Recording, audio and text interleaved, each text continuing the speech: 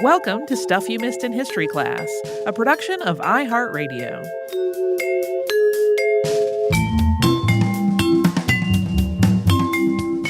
Happy Friday! Welcome to our Casual Friday behind the scenes. I am Tracy V. Wilson. And I'm Holly Fry. So, Holly, we recorded this week's episodes on April 28th. Mm-hmm. We're, 6 or 8 weeks into this whole safer at home situation? Yeah. 7, somewhere in the... I think this is our 7th time recording with all of us from home. Yeah. So I am one of the folks who, at the beginning of the pandemic, had their anxiety improve, which is a phenomenon that's happened to some people, because it was sort of like my mind went, oh, the badness I've been preparing for is here now. I can relax. But this episode was recorded during what has been a low point for me in all of this. And it was inspired by a Brain Scoop video from Emily Grassley, who does these wonderful videos for the Field Museum. And she did this video where she was in her backyard, basically being like, okay, I'm in my backyard because the museum's closed. And so I'm going to do this backyard video. And in the middle of the video, a hawk flies by a couple times. And the second time, she goes, I love birds. And she just looks at the hawk for a minute. And I was like, I need a minute where I have the Stuff You Missed in History Class version of looking at a hawk. Like, I need something that's like going to be good for the show, but also good for me because I need a minute. And that thing was bees. And I had just a delightful time researching bees and beekeeping because, as I said in the show, they are an insect that I am really fond of.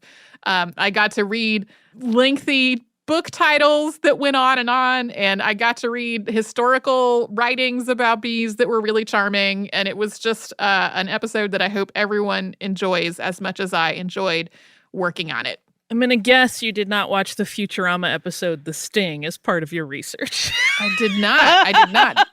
Can you tell me about it? They go to a planet with human-sized bees to get some stuff produced in their hives. But the best part to me is that Bender has been programmed to do the dance and buzz of bees to communicate. Oh, great. And they subtitle all of his dances and buzzes, and some of them are marvelously unkind. So when we started talking about it, in my head running the whole time was bzz, bzz, bzz, bzz, bzz, bzz. And I know what that means. There's a whole secondary story about the relationships among the characters, but it's also just sort of beautiful because that show is run by so many and written by so many PhDs that every joke is really smart.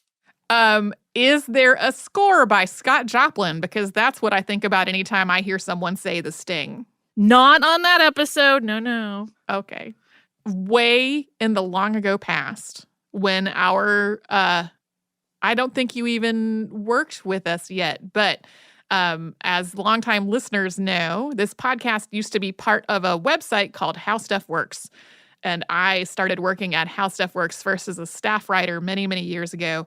And one of the articles that I wrote during my time there as a writer was how bees work. And I got to spend a whole bunch of time looking at bee mouth parts and reading about waggle dances and writing all that stuff in an article. And this episode kind of replicated that experience of like happily sitting at my desk being like, I love bees.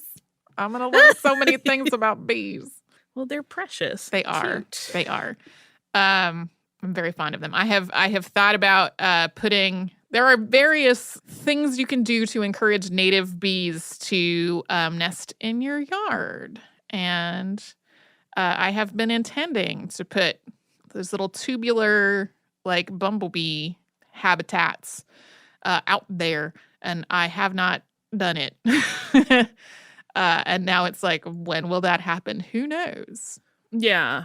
I ordered some bee balm in the hopes of like fostering additional bee activity in my garden. They're already pretty fond of my roses, but my bee balm did not survive. So I got to try again and figure out what I did wrong. Yeah. We have some flowering plants that do attract a lot of bees that have not started to flower yet because this is Massachusetts. And there are some things in bloom, but not the things that tend to really dry out the bees. So yeah, we'll see. Soon there will be more bees in the yard. So our second subject this week was Grover Cleveland and his secret cancer surgery, which I don't mean to sound jovial about cancer, but it's such an amazing story. Yeah. And he did successfully not only survive the surgery, but lived for like another 18 years. My math is a little rough, but he lived for quite a while after. There are aspects of his story that we didn't get into because he didn't really fit in that episode. One being many, many comments that have happened throughout the years on his marriage to Frances, because she was so much younger than him and was like a little girl that he knew growing up and was kind of like a surrogate father to her in many ways when her dad died. So there are some people that are like, ooh, that's a little bit weird and icky. Mm-hmm. What's interesting is that when he was in his first term in office and Frances and her mother would come and visit him, the rumors were swirling that he was dating the mother. And he was like, no. But he tried to keep their courtship very, very secret because he knew it would just be like a total mess of reporters and intrusion if they were ever seen in public together. So, but they got married there at the executive mansion. And I will say they seemed completely devoted to one another. Like it seemed like she had a great deal of agency in that relationship in terms of like running things as a first lady. She didn't really suffer any sort of like wallflower syndrome or like I'm young and I can't handle this. She was very comfortable in that role. Mm-hmm. The other thing that's interesting that came up in an interview with that author that I mentioned when he was on NPR was that he had talked to several oral surgeons about what they did on the Oneida that day. And modern oral surgeons are like, we don't know how they did this surgery this quickly because that's like normally takes several hours in an actual dedicated operating room with all the bells and whistles of modern medicine. And yet he miraculously came through it just fine. Yeah. Which is a pretty fascinating thing. There are, again, for people that want more details and want to seek out that book or any of the other accounts, things get real graphic about the stuff they were removing. Yeah. So those parts, we kept it pretty clean and light for the show, but there was one point where I was like, okay, I can watch the surgery channel, and even this is a little like, whoo, let me fan myself because this is a lot. Right. Yeah.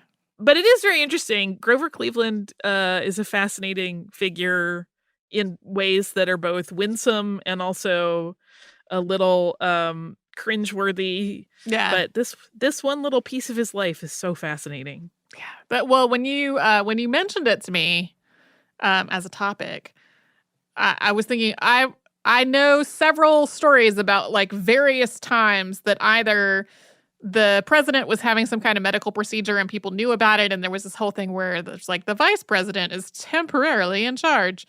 To other ones where it was kept kind of secret, but as soon as you got into the yacht thing, I was like, I don't know this story at all. Well, and keep in mind, he didn't want his vice president to know because Right. this was a time when you didn't select your running mate. They were like the person that came in second. Mm-hmm. And so he didn't fully trust. He was like, no, nobody knows about this. Everybody has to think I am fine. I mean, I can't help but think about the what if of like, if everything had gone horribly wrong and he had died on the boat, like how on earth would that have impacted those doctors' lives? Right. Which I'm sure they all considered before they agreed to it. Right. But yeah, that one's a big. Apparently, Dr. Bryant was hoping to eventually write the true story of what had happened, particularly after 1908 when Grover Cleveland died, but he didn't get around to it, which was one of the things that kind of spurred Dr. Keene on to go ahead and do it. And again, he did consult Frances first and made sure she was comfortable with it. I think she had said, like, please just let me read the manuscript before you go to print. Mm-hmm. So she had full approval on it. It's very, very lucky that that dentist did not name everybody, because even though the president had survived, it would have probably killed all their careers. Right.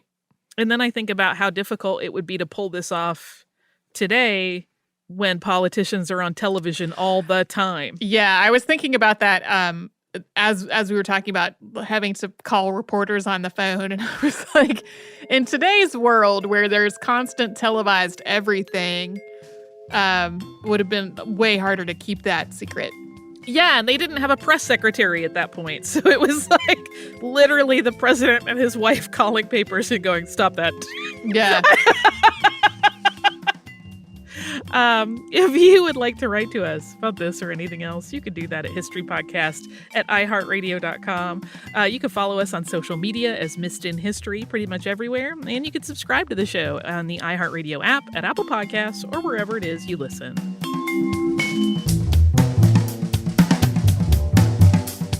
Stuff You Missed in History Class is a production of iHeartRadio. For more podcasts from iHeartRadio, visit the iHeartRadio app, Apple Podcasts, or wherever you listen to your favorite shows.